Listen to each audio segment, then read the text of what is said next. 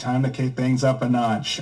In the last video, you saw me do Vanny over here, and the kobold. That was no big deal. Let's see if we can throw a bit of a challenge at the MPB, shall we? Let's take out a classic D&D monster, the Lich, one of my favorite undead, actually my most favorite undead, and see if the MPB can import that, shall we?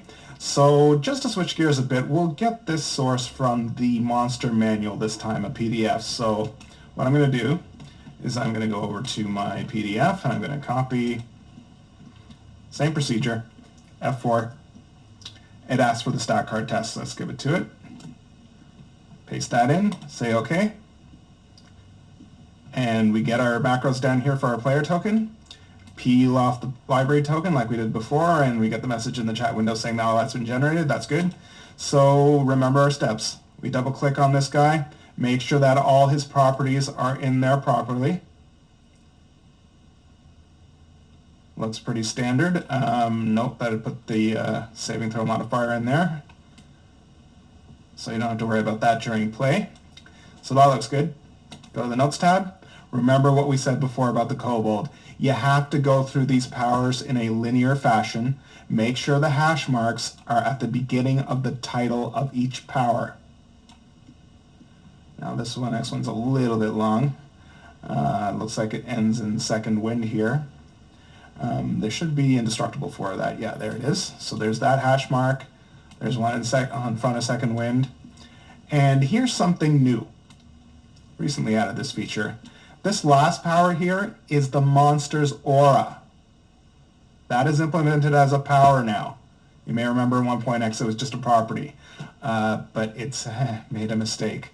The name of the aura is Necromantic Aura. I think what's throwing it is the fact that it has the word aura in it, but what we'll do is we'll just grab that hash mark, move it in front like we're supposed to, and then we should be in business. Oh, by the way, here's a little tip. I usually just take a little backup of this, put it in the GM notes, just in case something goes awry. Let's hope it doesn't. And we'll say OK. Now, what we're going to do next is the import. So we click on the player token, go down to Frankenstein's Lab,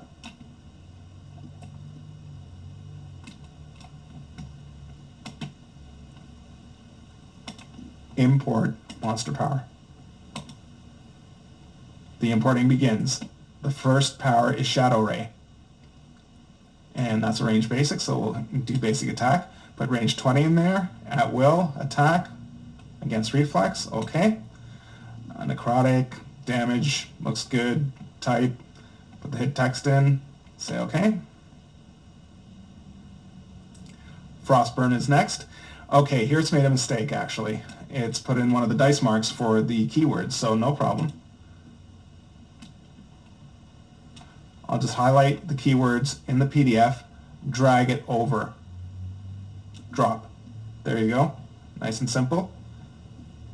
The rest looks good. It's the same we can sustain as a minor. That's important. The fact that you see minor here and zone there, keep that in mind. 5 is the value for recharging. This is just a descriptive power, so it just has the effect text in there, free at will. Say OK to that.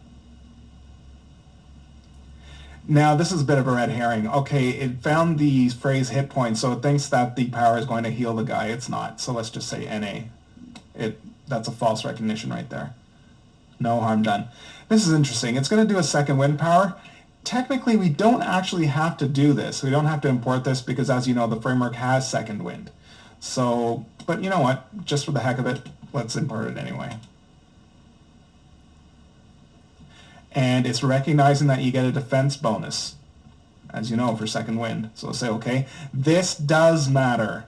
It does heal him 54 hit points. So that's good. And here's the aura definition. You see it's on. That means it's going to activate at the beginning and end of any creature's turn that is within the aura. It's going 5, close burst 5, and we're all done. That's it. Thanks for watching.